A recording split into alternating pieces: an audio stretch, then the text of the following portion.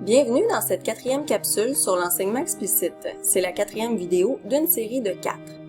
Donc, dans les premières vidéos, on a vu le modelage de l'enseignante qui a montré comment produire des inférences pendant une lecture.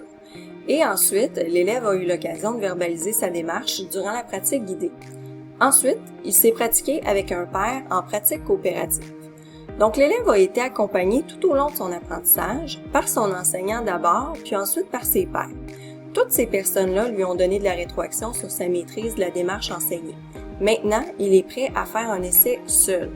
Donc là, on voit que la responsabilité de la tâche, elle est entièrement sur l'élève, même si l'enseignant demeure présent pour donner des rétroactions. Un autre élément qui est présent durant toute la chaîne de l'enseignement explicite, c'est la rétroaction. Après le modelage, pendant la construction de l'aide-mémoire, l'enseignant donne de la rétroaction aux élèves par rapport à leur compréhension de la démarche qu'ils ont pu observer.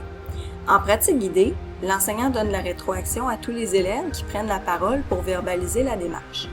En pratique coopérative, la rétroaction, elle vient d'un père et elle vient aussi de l'enseignant qui circule pour donner de la rétroaction aux élèves.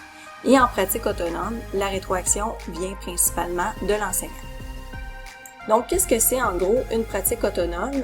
Pas très compliqué en fait. C'est une tâche liée à la démarche enseignée que l'élève réalise seul. C'est donc une tâche individuelle. Ça permet d'automatiser la démarche qui a été enseignée.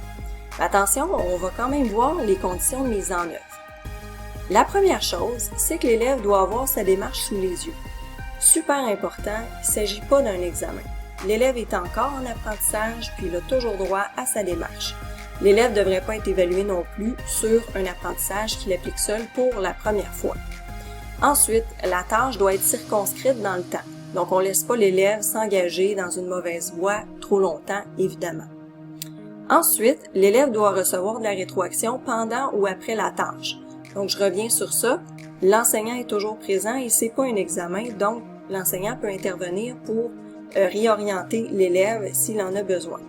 Donc enfin, la tâche doit se situer dans la zone proximale de développement de l'élève. Donc ça veut dire que 80% des élèves devraient pouvoir la réussir. Maintenant, quels sont les rôles de l'enseignant durant la pratique autonome?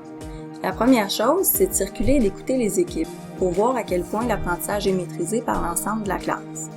Ensuite, il va donner de la rétroaction en s'appuyant sur les étapes de la démarche enseignée à toutes les équipes qui en ont besoin.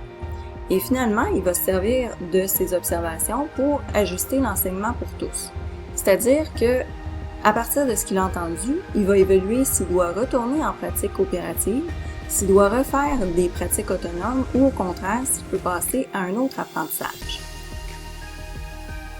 Pour finir, qu'est-ce qu'on fait si plus de 20% des élèves n'arrivent pas à réussir la tâche qu'on leur a proposée?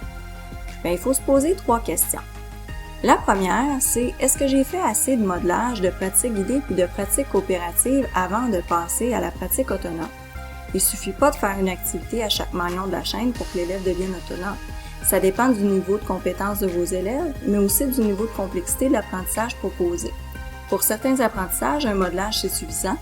Pour d'autres apprentissages, plusieurs modelages sont nécessaires. C'est la même chose pour les pratiques guidées et coopératives. Ensuite, on va se demander, est-ce que ma tâche est trop difficile pour une pratique autonome? On se rappelle que la tâche proposée doit se situer dans la zone proximale de développement de l'élève. Est-ce que ma tâche aurait été plus appropriée pour une pratique guidée, par exemple? Ou je suis plus présent pour donner de la rétroaction? Enfin, je vais me demander, est-ce que certains de mes élèves pourraient avoir besoin de moyens de différenciation pour mieux apprendre? Donc, si on reprend l'exemple de ce qu'on a vu pour comment produire des inférences durant une lecture, ben les moyens de différenciation, ça pourrait être par exemple de mettre un symbole à côté de certains paragraphes où des inférences cruciales doivent être produites pour bien suivre. Ça pourrait être de demander à certains élèves de mettre quelques mots-clés dans la marge pour résumer les paragraphes, afin que je puisse vérifier leur compréhension puis identifier où est le problème. Ça pourrait être de rencontrer un élève pour lui permettre de faire le rappel du texte et pouvoir lui poser des questions pour clarifier sa compréhension. Je pourrais aussi permettre à certains ou à tous les élèves de discuter de leur compréhension en diade après la lecture du texte. Puis enfin, je pourrais permettre aux élèves dont c'est le besoin de lire les textes à l'aide de la synthèse vocale si c'est indiqué à leur plan d'intervention ou s'ils en ont le besoin. C'est sûr que c'est pas les seuls moyens de différenciation que je pourrais utiliser. Ce sont seulement des exemples et il y a des moyens de différenciation qui s'appliquent davantage à l'apprentissage que vous voulez faire apprendre à vos élèves.